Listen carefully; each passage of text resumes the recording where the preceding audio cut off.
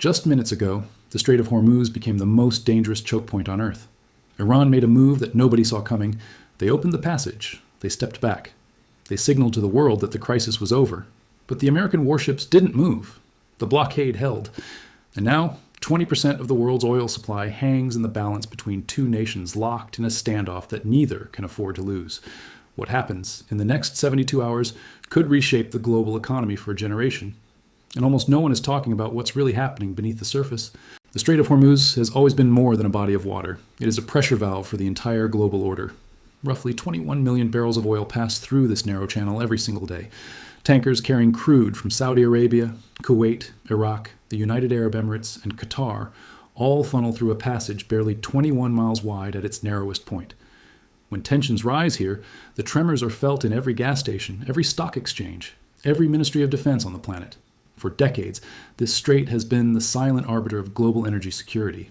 And now, it has become the stage for a confrontation that neither Washington nor Tehran can walk away from without consequences. The sequence of events began less than 48 hours ago. Iranian Revolutionary Guard naval forces, which had been conducting aggressive patrols near the shipping lanes, suddenly withdrew. Tehran's foreign ministry issued a statement declaring that Iran had no intention of disrupting international maritime commerce. State media broadcast footage of commercial tankers moving freely through the strait. The message was clear. Iran was de-escalating. The crisis, they claimed, was manufactured by Western propaganda. Shipping lanes were open. Business could resume. The world exhaled. Oil futures dipped. Headlines announced that the standoff was ending. But then something strange happened. The United States Fifth Fleet, stationed in Bahrain, did not stand down. Carrier strike groups remained in position. Destroyers continued their patrol patterns. American surveillance aircraft kept circling overhead. Pentagon officials refused to confirm any change in posture. When pressed, a senior defense official offered only a single sentence. Operational security prevents us from commenting on fleet movements. That silence spoke louder than any press release. This is where things get serious. The American blockade, if it can be called that, was never officially acknowledged. Washington has consistently framed its naval presence as freedom of navigation operations, protective escorts for commercial shipping, and deterrence against Iranian aggression. But the reality on the water tells a different story. American warships have been interdicting vessels suspected of carrying Iranian oil in violation of sanctions. They have been shadowing Iranian naval movements with unprecedented intensity. And they have positioned themselves in a formation that effectively controls access to the strait from the Gulf of Oman side. Iran may have opened the door, but the United States is standing in the doorway, refusing to move. To understand why this matters, you have to understand what the Strait of Hormuz represents in the architecture of American power. For nearly 8 decades, the United States has guaranteed the free flow of oil from the Persian Gulf to global markets. This guarantee is not charity. It is the foundation of the petrodollar system, the arrangement that ensures oil is traded in American currency, which in turn sustains demand for the dollar, which in turn allows the United States to finance its deficits and project power across the globe. Control of the strait is not just about oil, it is about the currency.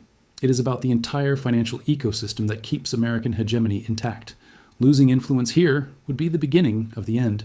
Iran knows this, and Iran has been preparing for this moment for decades. The Iranian strategy has always been asymmetric. They cannot match American naval power ship for ship. But they don't need to. Iran has spent years developing a layered defense network designed to make the strait ungovernable in the event of a conflict. Fast attack boats armed with missiles, shore-based anti-ship cruise missiles hidden in hardened bunkers along the coastline, mines that can be deployed in hours and take months to clear, drones that swarm in numbers too great for traditional air defenses to handle, and submarines, small and quiet, lurking in the shallow waters where American carriers fear to operate. The Iranian doctrine is simple. If we cannot use the strait, no one will. But here's what most people don't know. Iran's decision to open the strait was not an act of surrender. It was a calculated move designed to expose what Tehran sees as American hypocrisy. By publicly declaring the passage open and withdrawing their forces, Iran put the spotlight on Washington. If tankers still cannot move freely, the Iranians argue, it is not because of us. It is because of them. The blockade is American, not Iranian. This narrative is gaining traction in capitals that have long been skeptical of Washington's motives. Beijing has already issued a statement calling for all parties to respect freedom of navigation, a pointed criticism that carefully avoids naming names but leaves no doubt about its target. Moscow has gone further, accusing the United States of economic warfare disguised as security operations. Even traditional American allies in Europe are quietly asking questions they would never have asked a decade ago. The information war is now as important as the naval positioning. On the water, the situation remains extraordinarily tense. American destroyers are operating within visual range of Iranian patrol boats. Every radar ping, every course adjustment, every communication intercept is being analyzed in real time by both sides. The margin for miscalculation is razor thin. A nervous captain, a misinterpreted maneuver, a drone that strays too close. Any one of these could trigger a chain reaction that neither government wants, but neither may be able to stop. Military analysts are using a term that hasn't been heard since the Cold War: escalation dominance. The question is no longer whether conflict is possible. The question is whether either side can control the escalation once it begins. And what happened next changed everything. Satellite imagery obtained by independent analysts revealed something that official channels have not confirmed. American forces have deployed additional mine countermeasure vessels to the region.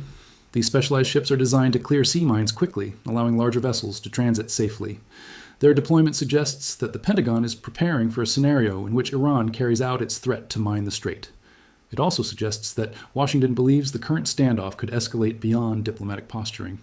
You do not deploy mine clearance assets unless you expect to need them, and you do not expect to need them unless you are planning for war. The global reaction has been swift and divided. Oil markets, which had briefly calmed on news of Iran's opening, surged again when it became clear that American forces were not standing down. Brent crude spiked past $110 a barrel, the highest level in 18 months. Energy analysts warned of potential shortages if the standoff continues through the summer shipping season. Governments across Asia, which depend heavily on Gulf oil, are scrambling to secure alternative supplies. Japan has activated emergency petroleum reserves. South Korea is negotiating increased imports from the United States and Canada. India, caught between its energy needs and its diplomatic balancing act, has remained conspicuously silent. China, the world's largest importer of crude, has accelerated construction on its strategic petroleum reserve facilities and increased purchases from Russia, signaling that Beijing is preparing for a prolonged disruption. In the Middle East, the reaction has been equally complex. Saudi Arabia, the United States' most important regional ally, has maintained public support for American naval operations, while privately urging restraint. The kingdom depends on the strait for the majority of its oil exports. A prolonged closure would devastate its economy, regardless of which side is responsible. The United Arab Emirates has taken a more cautious approach, emphasizing dialogue and calling for international mediation. Qatar, which shares the world's largest natural gas field with Iran, has been notably quiet, reflecting the delicate balance it must maintain between its American security guarantors and its Iranian neighbors. Israel, meanwhile, has reportedly placed its military on elevated alert, concerned that any escalation in the Gulf could trigger responses from Iranian proxies in Lebanon and Syria. What happens next depends on decisions being made right now in Washington and Tehran. The American calculus is straightforward but brutal. Maintaining the blockade sends a message that the United States will not be intimidated by Iranian maneuvers. It reassures regional allies that American security commitments remain ironclad. And it maintains pressure on Tehran to negotiate on terms favorable to Washington. But the risks are enormous. A prolonged standoff could trigger the very conflict it is meant to prevent. It alienates potential mediators. It strains alliances with European nations that depend on Gulf energy and prefer diplomatic solutions. And it exposes American forces to attacks that could force an escalation no one has planned for. The Iranian calculus is equally complex. By opening the strait and maintaining a posture of restraint, Tehran gains the moral high ground in the court of international opinion. It exposes the American position as aggressive rather than defensive. It creates space for China and Russia to increase their diplomatic support. And it buys time for Iran to continue developing its nuclear program, the underlying issue that neither side has addressed publicly in this standoff, but that looms over every decision. The danger for Tehran is that restraint could be mistaken for weakness. Hardliners within the Revolutionary Guard are pushing for a more forceful response. And the longer the standoff continues, the harder it becomes for the Iranian government to maintain internal cohesion. The bigger game is about something larger than oil or nuclear programs. This is about the future of the global order. For 30 years, since the end of the Cold War, the United States has operated as the unchallenged guarantor of international shipping lanes. That role has been the foundation of globalization, the invisible infrastructure that allows goods to move freely across oceans, that keeps supply chains functioning, that makes the modern economy possible. What is happening in the Strait of Hormuz right now is a test of whether that system can survive. If the United States cannot maintain control of the most important choke point on Earth, what does that mean for the South China Sea? What does it mean for the Suez Canal? What does it mean for every shipping lane that global commerce depends on? The stakes extend far beyond this single waterway. China is watching carefully.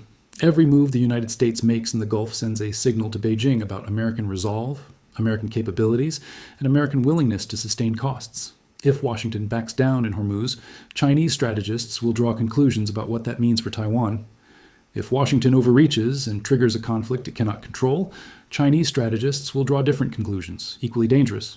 The naval confrontation unfolding right now is a rehearsal for the larger power struggle that will define the coming decades, and everyone knows it. Russia, too, is calculating. Moscow benefits from chaos in the Gulf. Higher oil prices fill Russian coffers depleted by sanctions and war in Ukraine. American attention diverted to the Middle East is attention not focused on Europe.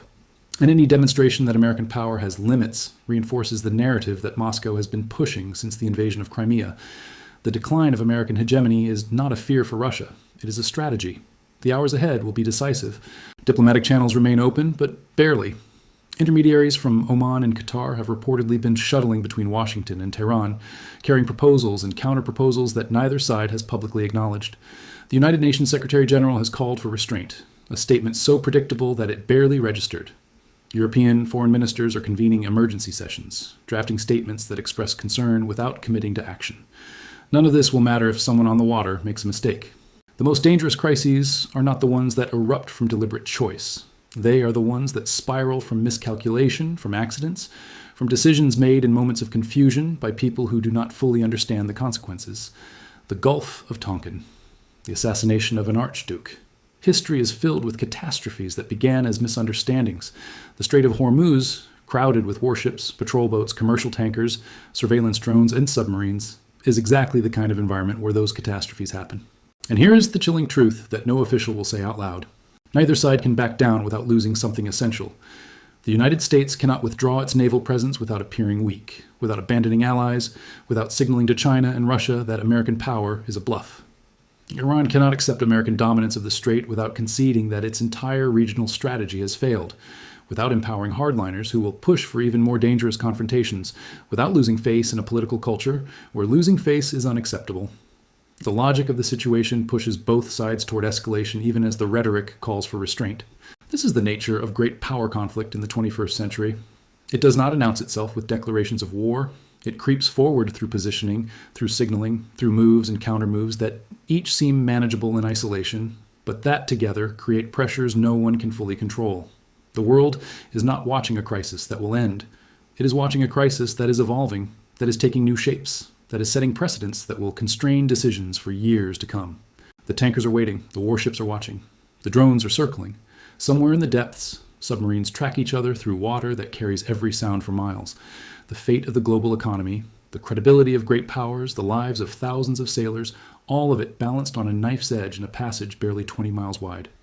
And the question that no one can answer, the question that keeps strategists awake in every capital, is simple and terrifying. What happens when someone blinks, and what happens if no one does?